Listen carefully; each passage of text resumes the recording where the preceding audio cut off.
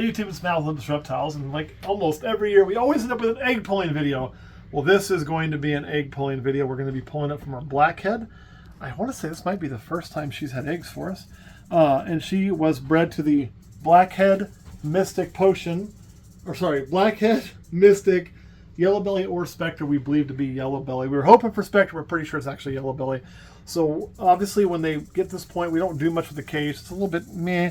We're just going to get them fully cleaned out. But the first job when you do this is you got to get this snake off of the eggs, right? So they can be a little bitey at this time. I like to just kind of start behind the head, work it off, get that first coil up.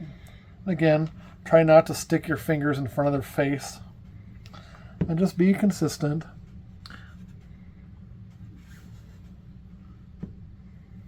Now she's going to hide her nose in there to make my job really easy. Once you get that tail off, she should just kind of pop off. Give a look. See how empty it is through here. So we want to see. Then we're going to put her somewhere to just temporarily be out of the way. Just like that. So then we look. What we got? 1, 2, 3, 4, 5, 6, 7. 1, 2, 3, 4, 7. That's not bad. Already pulled the flashlight out. Although Kurt left the one big light on. We'll see if this will work. Turn this off. See, that's a good egg right there. Good egg. That's what we're looking for, is that vein work there. Really good egg. You can really see it here on this one. Really good egg. All that networking. Good. Good. Good. So, I mean, those are all bang on exactly what we want. Turn that back on. So the next thing we always do is we mark them. I like to mark my eggs with the number of the clutch it is. This will be clutch number 19 for the year. So this does two things. When I open the old incubator and look in there, it tells me what clutch this is, which corresponds to a whiteboard where we write all the dates and things on. It also tells me what's top dead center for that egg. So the next thing we have to do is get this out of the way. We'll just set this over here for now. Let's prep a tub. Now, I recently ran out of vermiculate and perlite. I haven't had a chance to go to the store and get any more. So what are we going to do? Because obviously we already pulled the snake off. This can't wait. We got to do it now. We're committed. Really simple. We're going to use coconut. This is a bar check stuff. It doesn't matter what brand. Use any kind of coconut you want. I've used multiple different kinds for this. As long as it's an organic good coconut, you should be good. Same thing, man. We're going to put a layer in here. You ain't going to go crazy deep with it, okay? Because remember, this stuff's going to expand a lot. So you're probably looking at, you know, ½ inch to start, be good. A little bit more than that. A little bit more. A decent handful. Once you got that in there, because again, this is just to hold moisture, right? So it doesn't have any other job other than being a moisture container. So we can really wet it down. When I say really wet it down, I mean that.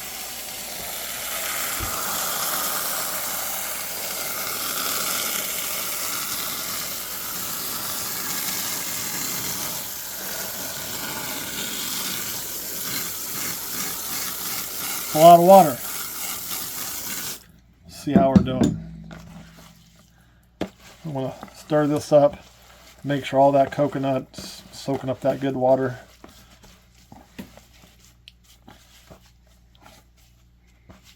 But see, it's not going to have much sink into it. So you can see it expanded quite a bit. Let's push that down a little bit. Give it some more water.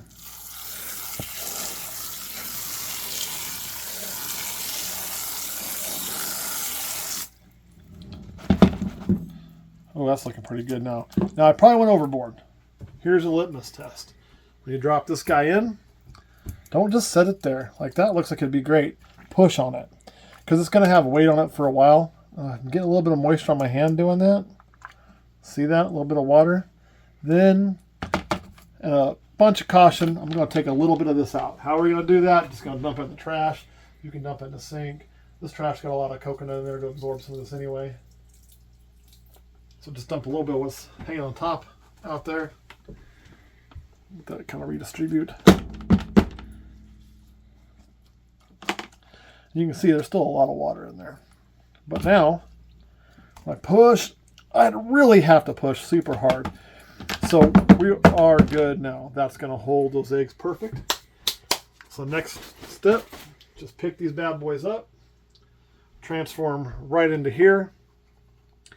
There's a couple tricks, guys. You don't want the eggs touching the sides or the top. So right now, as you can see, we're looking pretty good on the sides. When I drop this lid on there, I bet we're going to hit an egg. Uh-oh, that's a problem. So see that one egg there is in my way. So you got a couple things you can do. One, you got to get that egg off there. No other way around it. It has to come off and go to the side. We don't want it on there. You can do what I'm about to do, which is just gently, and I'll show you, pull it with your hands. People use a fishing line, whatever you want to use, because these things are kind of stuck together for mom. It's kind of a natural glue. But it's not like crazy glue. It's more like Elmer's glue. So I just like to start. I put my thumb or finger right there. And I just slowly work and slowly pull it apart. You don't get in a hurry. And just continually work it. Every now and then, you'll make a pinhole in the egg. So far this year, we've been really lucky. Haven't had that happen, but it does on occasion. If you go slow and you see a small little bit of juice start to form, you can just stop. Work a different area and it will self-seal. If you end up tearing a big hole, which I have done, you can use something like a Band-Aid. You know, and like right now I'm not liking how this is pulling too well. Well, but we're almost to the end of it. So we're going to go ahead and finish this spot. So we're separated from that egg. So now we just got to separate from this egg. And if you don't like the way it's pulling one direction, work it back and forth a few the other ways to kind of work those bonds. And this egg's going to come off really nice. We're almost there. Almost there. See, good. We are a little bit stuck here, but this is going to be pretty much nothing. So now that egg is free. So we'll just slide all this over there a little bit. Again, making sure we're not touching anything. We're going to need to brace that just a tad. My favorite way of bracing is to use a straw. And one straw. I like these guys. They're cheap. We used to use Q-tips, you know, and Q-tips are even cheaper than straws. The problem I'd have with Q-tips is they often get waterlogged from the moisture and kind of get floppy. I did have a snake eat one time. It shit it out amazingly, but wasn't a good situation. With the straws, I'm not worried about them because they're plastic, so they're not going to get overly moistured and bend over. They're going to be just as stiff now as they are 60 days from now. So we're going to push that down in there. We're going to do the same over here. This is another thing about these grates I really like, and these light diffuser panels, is it gives you something to sink into. We'll save this piece for next time. Since these are all stuck together, we don't need to brace them. They're all fine, right? Because they're held together. This one, because it's not stuck to anything, could roll around, it could do whatever, but by bracing it like that, it's going to stay put. It's going to be right there, no worries. And clutch 19. Again, see I can push on this now. I'm not making any contact with the lid. I'm not making any contact on the sides. I don't push on the sides. The reason I push on the top is because we're going to put this in the incubator. Then I'm going to take another one of these that weighs just as much and set it on top. So this is kind of my way of simulating that weight on top and making sure I'm not going to hit an egg and drown an egg that way. So these are all set up. They're good to go. This coconut, like I say, it's just to hold water. So it doesn't matter what's there as long as it holds water. And as you can see the water is bubbling up through there, but it's not touching the eggs. This is staying up. We're in a good spot. Should be 100% fine. Kurt, anything you want to add?